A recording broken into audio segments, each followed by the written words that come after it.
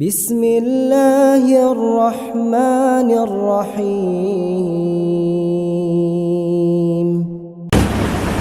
ان الحمد للہ نحمده ونستعینه ونستغفره ونعوذ باللہ من شرور انفسنا ومن سیئات اعمالنا من يهده الله فلا مضل له ومن يضلله فلا هادي له واشهد ان لا اله الا الله وحده لا شريك له واشهد ان محمدا عبده ورسوله ارسله بالحق بشيرا ونذيرا اما بعد فاعوذ بالله من الشيطان الرجيم بسم الله الرحمن الرحيم يا ايها الذين امنوا استعينوا بالصبر والصلاة يا ايها الذين امنوا استعينوا بالصبر والصلاة ان الله مع الصابرين۔ ہر قسم کی بڑائی ایک اللہ رب العزت کے لیے جو میرا آپ کا ہم سب کا ساری کائنات کا اکیلا پالنہار ہے۔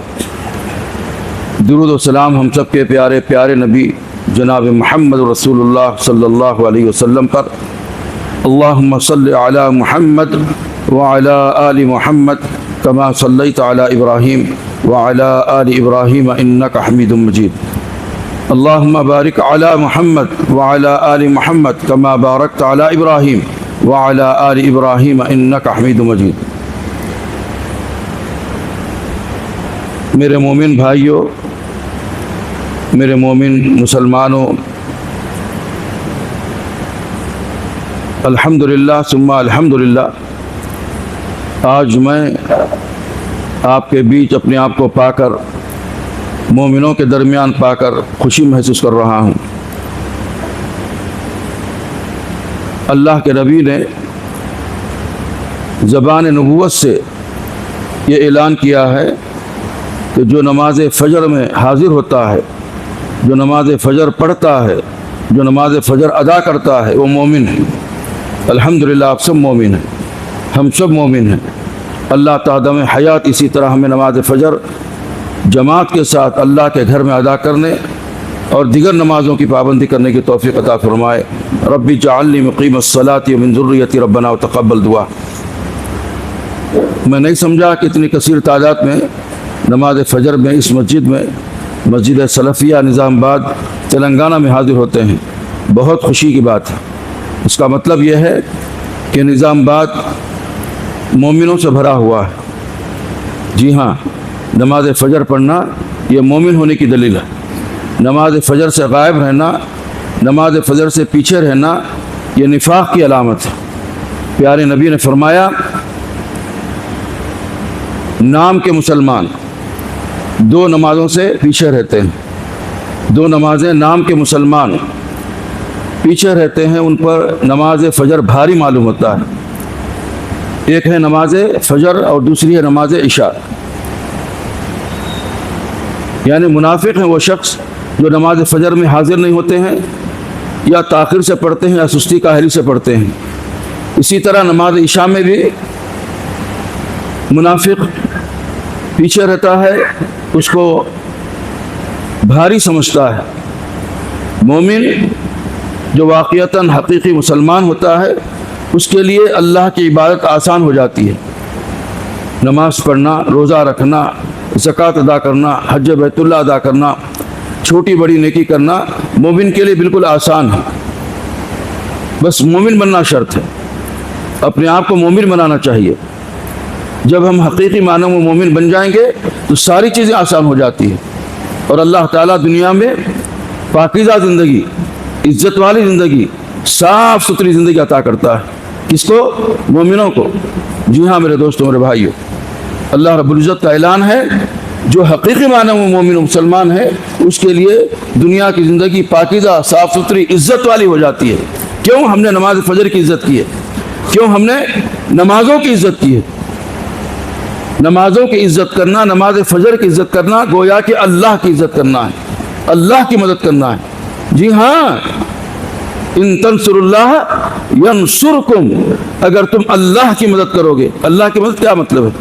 اللہ کو کچھ دینا ہے، کچھ کھلانا ہے، کچھ پلانا ہے؟ نہیں میرے بھائی، اللہ کا حکم مان کر نرم گرم بچھونے کو اپنے گھر کو چھوڑ کر الصلاۃ خیر من النوم پر لبیک کہہ کر مسجد میں آ کر رکوع کرنا، سجدہ کرنا، قیام کرنا، سبحان ربی العظیم سبحان ربی الاعلیٰ کہنا، یہ ہے اللہ کی مدد۔ اور ایسے لوگ مومن ہیں، مسلمان ہیں، ان کو اللہ تعالیٰ دنیا کی زندگی پاکیزہ اور صاف ستھری عزت والی بنا دیتی ہے۔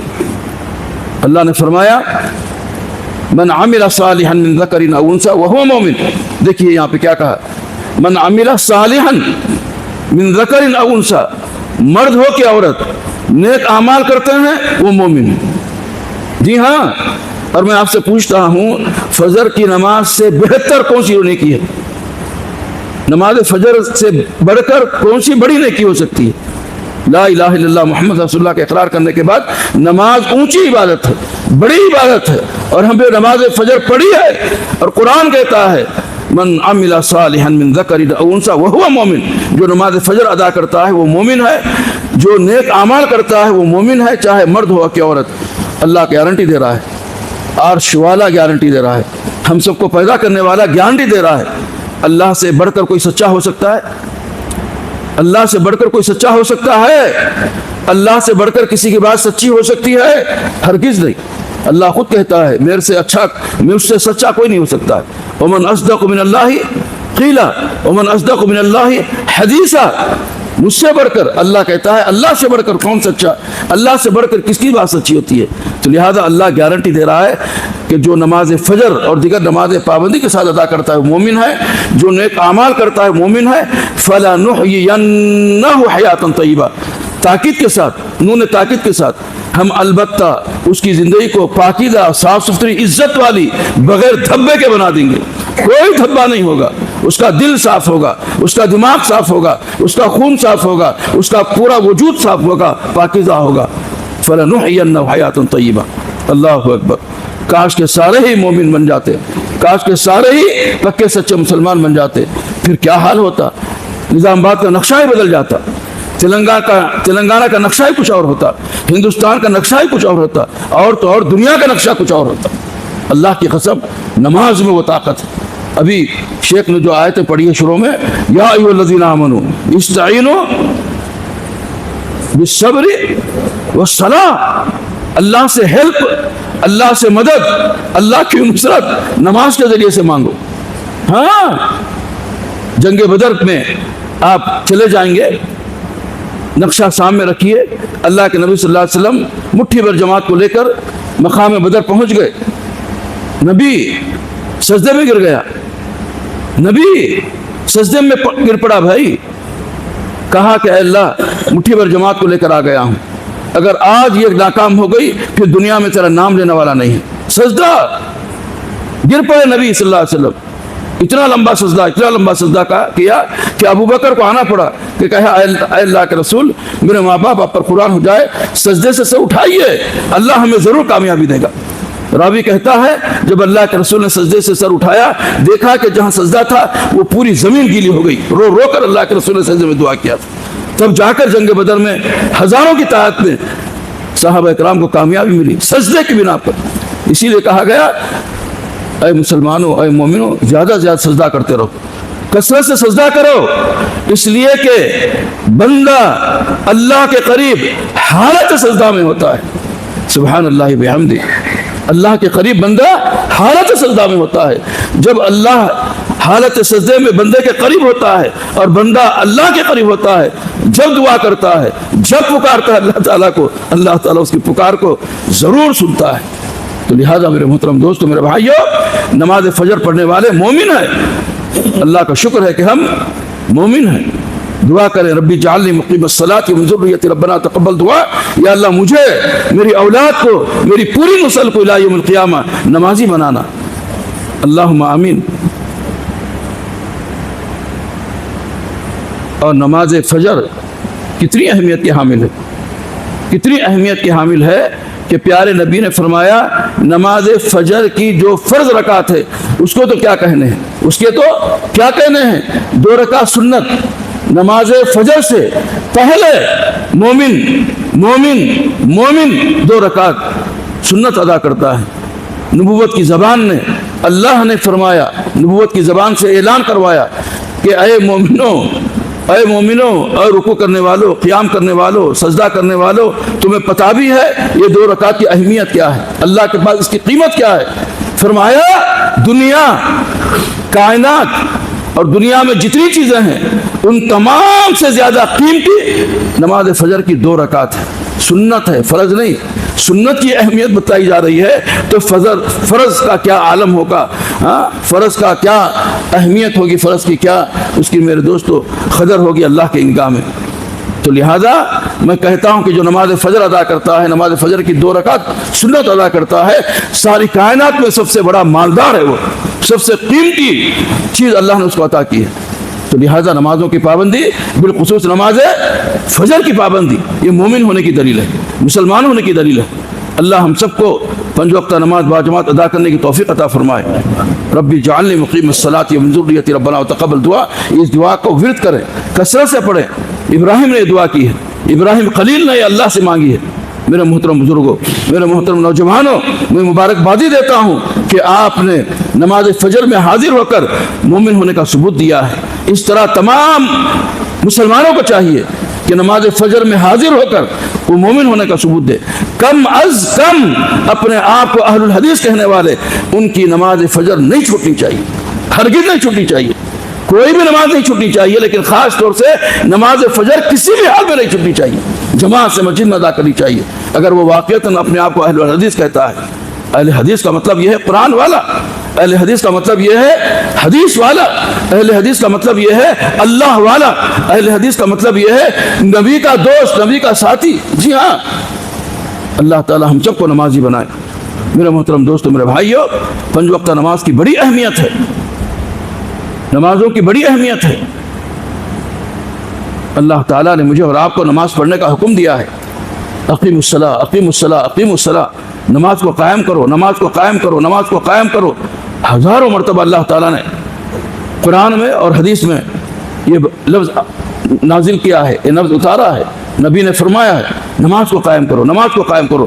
جتنی تاکید نماز کی قرآن نے بیان کی ہے, اور جتنی تاکید نمازوں کی پیارے نبی نے بیان کی ہے, کسی اور عبادت کی اتنی تاکید نہ قرآن میں آئی ہے نہ حدیث میں آئی ہے. اور محمد عربی صلی اللہ علیہ وسلم جس کو نماز کا حکم دیا گیا تھا, اس نے کبھی ایک نماز نہیں چھوڑی, ایک نماز نہیں چھوڑی, ایک نماز نہیں چھوڑی. جب جنگ خندق کے موقع پر, جنگ خندق کے موقع پر پیارے نبی کی ایک بار 4 نمازیں قضا ہو گئی. نماز ظہر, نماز عصر, نماز مغرب اور نماز عشاء, 4 نمازیں قضا ہو گئی.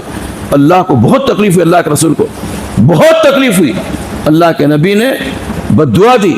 نبی نے کبھی بد دعا نہیں دی اپنی ذات کے لیے, اپنی ذات کے لیے کبھی بدلہ نہیں لیا اور کبھی بد دعا نہیں دی. لیکن اس موقع پر اللہ کے نبی نے کہا جن لوگوں کی وجہ سے آج ہماری نمازیں قضا ہوئی ہے, اللہ تعالیٰ ان کی قبروں کو آگ سے بھر دے. اللہ اکبر, کتنی بڑی بد دعا ہے. نبی کی زبان سے چھوٹی بات بھی نکل جائے بد دعا کی شکل میں, وہ بہت اہمیت کے حامل ہوتی ہے. یہاں کہا گیا جن کی وجہ سے نمازیں میری قضا ہو گئی ہے, اے اللہ ان کی قبروں کو آگ سے بھر دے. انا للہ و انا الیہ راجعون. کتنی تکلیف ہوئی ہوگی کہ نبوت کی زبان نے اتنی بڑی سخت ترین بد دعا دی ہے.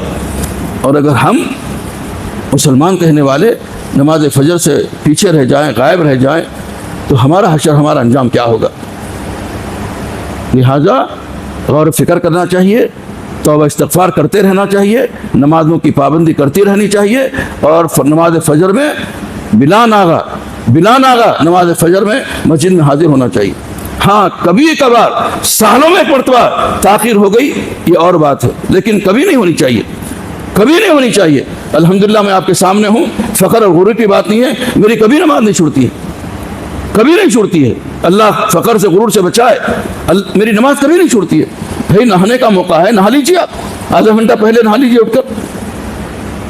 سردی کا موسم ہے, ہیٹر ہے آج کل, گیس ہے, چولہا ہے, آپ پانی گرم کر کے نہائیے, آپ گرم کر کے وضو کیجیے. آپ ٹھنڈی کا موسم ہے, آپ بلانکٹ استعمال کیجیے, مفلر استعمال کیجیے, گرم ملبوسات الحمدللہ اللہ نے دیا ہے. کوئی بہانہ نہیں ہے نماز فجر چھوڑنے کا, کوئی بہانہ نہیں ہے, اللہ ہے کہ اگر وہ اپنے نفس کو خدا بنا لیا ہے, وہ مشرک ہے, نفس کو خدا بنا لیا ہے, تو یہ اور بات ہے. اس لیے نفس کو خدا بنانا بھی مشرک ہے. من اتخذ الہہ ہوا, جس نے خواہشات نفسانی کو الہ خدا بنا لیا ہے, یہ اور بات ہے, وہ نفس کا ہو گیا ہے, یا پھر وہ شیطان کا چیلا بن گیا ہے, اللہ کی نہیں سنتا, رسول کے نہیں مانتا, شیطان کی مانتا ہے. انا للہ راجعون. اور قرآن کہتا ہے ان الشیطان لکم عدو مبین فاتخذوہ عدوا, شیطان تمہارا کھلا دشمن ہے, تم اس کو کیا سمجھو, دشمن سمجھو. لیکن آج ہم نماز فجر چھوڑ کر اس کو دوست بنا رہے ہیں, وہ ہمارا دوست ہو گیا. نہیں میرے محترم دوستو, میرے بھائیو, ہمیں شیطان کو اپنا دشمن سمجھنا چاہیے, اس لیے کہ وہ ہمارا آدم کا بھی دشمن ہے. جنت سے نکالنے والا ہمارے باپ کو یہی شیطان ہے, ہمارے باپ کو جنت سے نکال دیا, آج ہم اس کو دوست بنا رہے ہیں. کتنے عیب کی بات ہے. اور قرآن کہتا ہے فاتخذوہ عدوا, یہ تمہارا کھلا دشمن ہے, اس کو دشمن سمجھو, دشمن مانو. جب تک ہم نفسانی خواہشات کو کچل نہ ڈالیں گے, شیطان کو اپنا دشمن نہیں سمجھیں گے, اس وقت تک ہم حقیقی مومن نہیں بن سکتے ہیں, حقیقی مسلمان نہیں بن سکتے ہیں. لہٰذا میرے دوستو, میرے بھائیو, اپنے آپ کو اچھا انسان بنانا ہے, اچھا مسلمان بنانا ہے, اچھا اہل الحدیث بنانا ہے, اور اچھا ہندوستانی بنانا ہے, تو اسے 5 وقتہ نمازوں کی پابندی کرنی ہوگی. شیطان کو اپنا دشمن سمجھنا ہوگا, نفسانی خواہشات کو کچل ڈالنا ہوگا. اللہ اکبر. پیران پیر شیخ عبد القادر جیلانی رحمۃ اللہ علیہ نے شیطان کو اپنا دشمن سمجھا تھا, اپنا چالاک دشمن سمجھا تھا, ہوشیار دشمن سمجھا تھا. وہ فرماتے ہیں ملفوظات شیخ عبد القادر جیلانی میں یہ واقعہ لکھا ہوا ہے کہ فجر کی نماز سے وہ تھوڑا سا تاخیر سے اٹھے, سو گئے, تاخیر سے اٹھے, اتنا ملال ہوا, اتنا ملال ہوا, اتنا ملال ہوا, جیسا کہ اگر ہمارے ہاتھ میں موبائل اگر ہوتا ہے, اگر کوئی بھائی سیدھے ہاتھ میں موبائل رکھتا ہے, غلطی سے انجانے میں اس نے لیفٹ جیب میں رکھ دیا, اور وہ اب ٹٹول رہا ہے سیدھے ہاتھ میں ہاتھ ڈال کر, سیدھے جیب میں ہاتھ ڈال کر, موبائل نہیں ملا تو بلڈ پریشر چڑھ جاتا ہے, اس کا بلڈ پریشر بڑھ جاتا ہے, حالانکہ موبائل ہے اسی کے جیب میں, اب عادت تھی اس کی سیدھے ہاتھ میں سیدھے جیب میں رکھنے کی, اگر وہ غلطی سے بائیں جیب میں رکھ لیا, اب اونچا نیچا ہوتا ہے, لال پیلا ہو جاتا ہے, پریشان ہو جاتا ہے, ایسے لگتا ہے گویا کہ جان کا عالم ہے. معمولی سے موبائل کی اتنی اہمیت اس کے پاس, اتنی اہمیت موبائل کی, انا للہ راجعون. ہاں, اگر انٹرنیٹ ختم ہو جائے, لوگ جو ہے نا ختم ہو جاتے ہیں, جان نکل جاتی ہے, انا للہ راجعون. اتنی اہمیت موبائل کی, کتنے پریشان ہو جاتے ہیں, نماز چھوٹے تو پریشان ہوتے ہیں, بلڈ پریشر چڑھتا ہے, اٹھتا ہے, اترتا ہے, نہیں. حالانکہ اگر ہمارا پرس گم گیا, پرس جس میں پیسے رکھتے ہیں, پاکٹ جس کو کہتے ہیں, اگر وہ کھو گیا, پیسے قیمتی کھو گئے یا قیمتی چیز کھو گئی, تو کتنا ہم پریشان ہو جاتے ہیں, کس قدر ہم جو ہے نا لال پیلے ہو جاتے ہیں, کس قدر ہمیں تکلیف ہوتی ہے. اس سے کہیں زیادہ نماز چھوٹنے پر, نماز فجر ضائع ہونے پر, نماز فجر قضا ہونے پر ہمیں ہونا چاہیے. اور یہ کیفیت پیران پیر شیخ عبد القادر جیلانی رحمۃ اللہ علیہ محسوس کیا. جیسے ان کی نماز قضا ہو گئی تو وہ پریشان ہو کر جاگے, گویا کہ بہت بڑی چیز ان کی ضائع ہو گئی ہے, نقصان ہو گیا ہے. اور انہوں نے 2 رکعت جو فجر کی ہے, 2 رکعت کے بدلے انہوں نے جو ہے نا 2 کر کے 2 کر کے 100 رکعت نفل پڑھ لی انہوں نے, شیطان کو مارنے کے لیے, نفس کو کچلنے کے لیے. فرض نماز 2 رکعت تھی, 2 رکعت پڑھ لی انہوں نے فرض, اس کے بعد اشراق کے بعد 2 کر کے انہوں نے 100 رکعت پڑھی.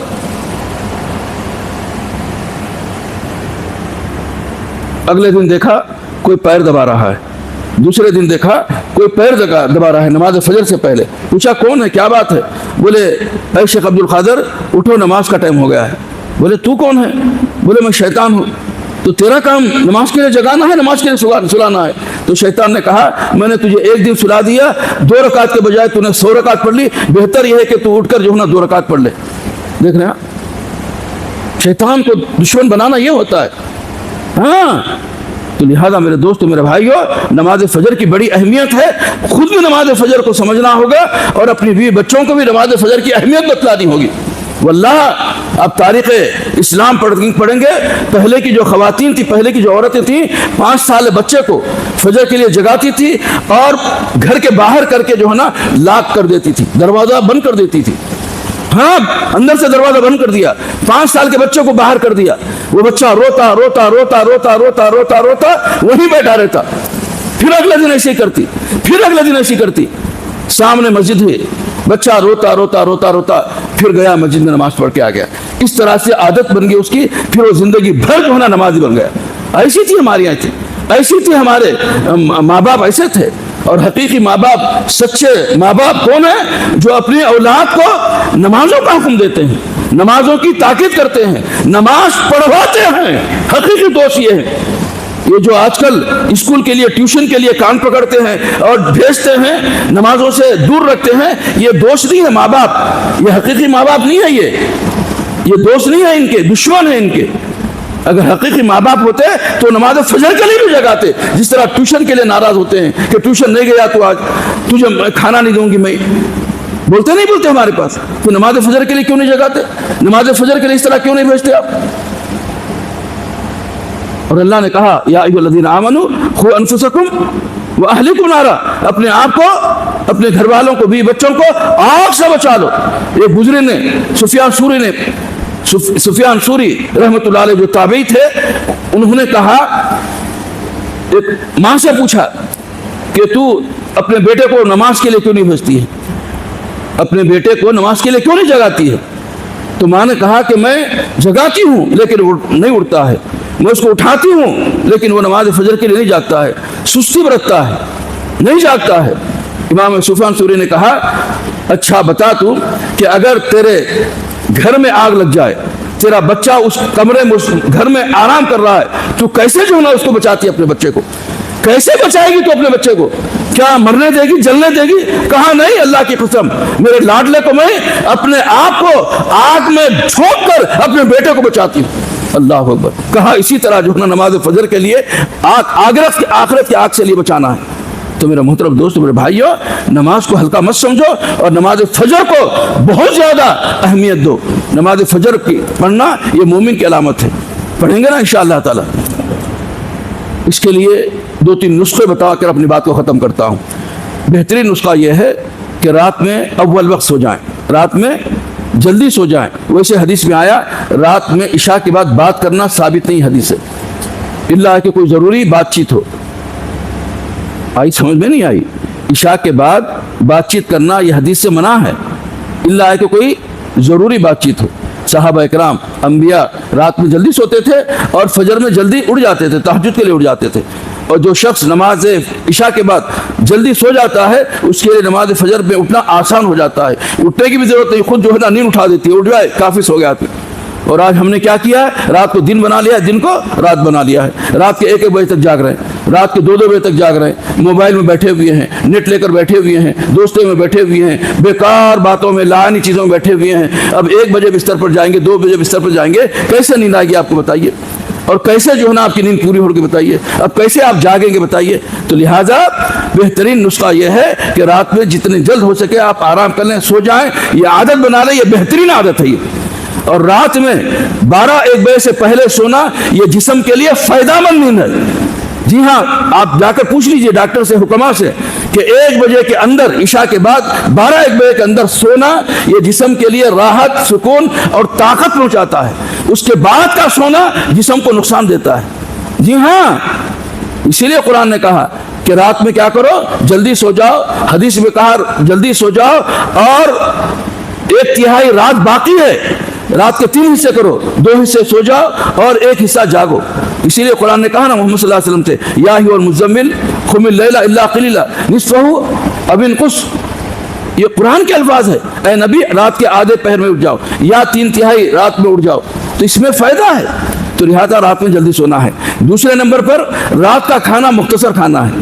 رات کا کھانا 1 روٹی, 1 چپاتی یا چند نوالے کھا کر آپ سو جائیں گے تو آپ کا پیٹ ہلکا ہوتا ہے, تو آپ آسانی کے ساتھ جاگ سکتے ہیں. اگر معدہ آپ کا بھرا ہوا ہے, پیٹ بھرا ہوا ہے, آپ نے خوب کھا لیا تو آپ کے اندر جو ہے نا چستی نہیں رہتی, سستی آ جاتی ہے. لہذا رات کا کھانا کم کھانا ہے. تیسرے نمبر پر آپ موبائل ہے, موبائل میں آپ کیا رکھ لیں, الارم رکھ لیں. گھڑی ہے, گھڑی میں الارم رکھ لیں آپ. چوتھے نمبر پر آپ کے گھر والے ہیں, بیوی ہیں, بچے ہیں, ان سے کہیں مجھے اٹھا دیں, ان سے کہیں مجھے اٹھا دیں. بیوی سے کہیں وہ آپ کو جگا دے, یا اولاد سے کہیں وہ جگا دیں. 5वें नंबर पर अपने साथियों से, दोस्तों से कहें कि भाई आप मुझे फ़ोन करके जगा दें, आप उनको जगा दें। इस तरह से नमाज फजर में उठने के लिए आसान नुस्खे ये हैं। ये आसान नुस्खे तलाश करेंगे, और इससे बढ़कर बेहतरीन नुस्खा क्या है? अल्लाह से मदद मांगना है, अल्लाह से तौफीक मांगना है। अल्लाह, मैं नमाज फजर पढ़ना चाहता हूँ, मुझे जगा दे, मेरी नींद को होशियार कर दे। अगर आप पक्का सच्चा इरादा करके नेक नियति के साथ सोएंगे, अल्लाह की कसम, अल्लाह के फरिश्ते खुद आकर आपको उठाएंगे। जी हाँ मेरे मोहतरम दोस्तों, ये सारे तदबीरात करना, उसके बाद अगर नमाज में आप सो गए, इंशाअल्लाह ताला बाद में भी आप नमाज पढ़ेंगे तो आपको नमाज जमात से पढ़ने का अजर सवाब अल्लाह ताला अता करेगा।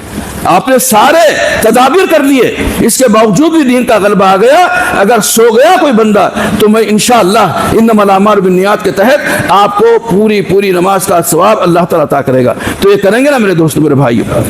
और इस जगह अल्लाह ने फरमाया कुरान मजीद में, इन्ना सलाता तन्हा अनिल फहशाई वल मुनकर, बेशक नमाज बेहयाई और बुरी बातों से रोकती है। अब सवाल ये पैदा होता है, हमारे बहुत सारे मुसलमान, हमारे बहुत सारे अहले हदीस भाई नमाजें सालों से पढ़ रहे हैं, 40-40 साल से नमाज हो रही है, वो बीड़ी सिगरेट नहीं छोड़ रहे, वजह क्या है? वो दाढ़ियाँ नहीं बढ़ा रहे, क्या वजह है? वो दिगर हराम नाजायज़ काम नहीं छोड़ रहे, क्या वजह है? या तो कुरान की आयत गलत है, या तो नमाज पढ़ने वाला जो गुनाह करता है नमाज पढ़ के वो गलत है।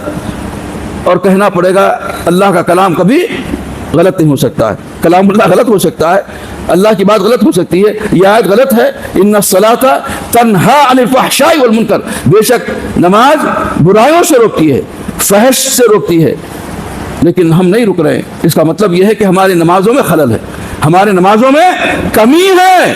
उस खलल को नमाजों की, उस कमी को नमाजों में जो पाई जाती है, उसको दूर करने की जरूरत है। नंबर 1 क्या है? जो हम नमाज पढ़ रहे हैं, इसकी अहमियत को कुरान हदीस की रोशनी में जानना होगा, उसकी अहमियत को कुरान और हदीस की रोशनी में जानना होगा। नमाज की कितनी अहमियत है, मैं एक हदीस की तरफ आपको ले जाना चाहूँगा। वो ये है कि अरकान इस्लाम में से ला इलाहा इल्लल्लाह मुहम्मद रसूलुल्लाह का इकरार करने के बाद दूसरे नंबर पर जो नमाज है, तीसरे नंबर पर रोज़ा, ज़कात और हज है। रोज़े का मामला, ज़कात का मामला, हज का मामला, दीगर इबादतों का मामला जब देखेंगे तो मक्के में या मदीने में वही के ज़रिए से अल्लाह ताला ने अहकामात नाजिल किए। नमाज हो, रोज़ा हो, ज़कात हो, हज हो, दीगर इबादतें। लेकिन जब नमाज का मामला आया, अल्लाह ताला ने वही के ज़रिए से ना मक्के में नाजिल किया ना मदीने में, बल्कि मोहम्मद अरबी सल्लल्लाहु अलैहि वसल्लम को अर्श पर बुलाया, 7वें आसमान पर बुलाकर नमाज का तोहफा, नमाज का हदिया दिया। अल्लाह अकबर, कितनी अहमियत होगी नमाज की, कितनी बड़ी इबादत है नमाज। अल्लाह ताला ने आसमानों पर बुलाकर नमाज अता किया। अल्लाह अकबर, इतनी अहमियत है अल्लाह के पास नमाज की।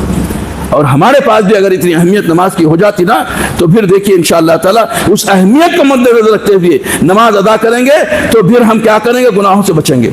दूसरे नंबर पर आयन सुन्नत के मुताबिक, सल्लु कमा राअयतुमूनी उसल्ली के मुताबिक, जज्बे खैर के साथ, पूरे फुर्ती के साथ अगर नमाज अदा करेंगे तो फिर हम गुनाहों से बचेंगे, अल्लाह हमें गुनाहों से बचाएगा। और तीसरी अहम बात यह है कि हम क्या करें? नमाजों को तर्जुमा, नमाजों का तर्जुमा अपने दिमाग में, अपने जो है ना भेजे में बिठाएं। जी हाँ, अल्लाह अकबर का क्या माना है? जब इंसान तकबीर तहरीमा में अल्लाह अकबर कहता है तो सारी दुनिया हराम हो जाती है। हाँ, तकबीर तहरीमा, वो तकबीर जिसको बांधने के बाद सारी चीजें क्या हो जाती हैं? हराम हो जाती हैं। खाना पीना हराम है तकबीर बांधने के बाद, बातचीत करना हराम है तकबीर बांधने के बाद। ये कॉन्सेप्ट आपके ज़हन में होना चाहिए कि भाई अल्लाह अकबर, अल्लाह ही बड़ा है, अल्लाह के अलावा कोई चीज बड़ी नहीं है। ये दिमाग में बिठाकर हम नमाज पढ़ेंगे तो वो नमाज अल्लाह ताला अपने फजल से क्या करेगा? गुनाहों से बचाएगा।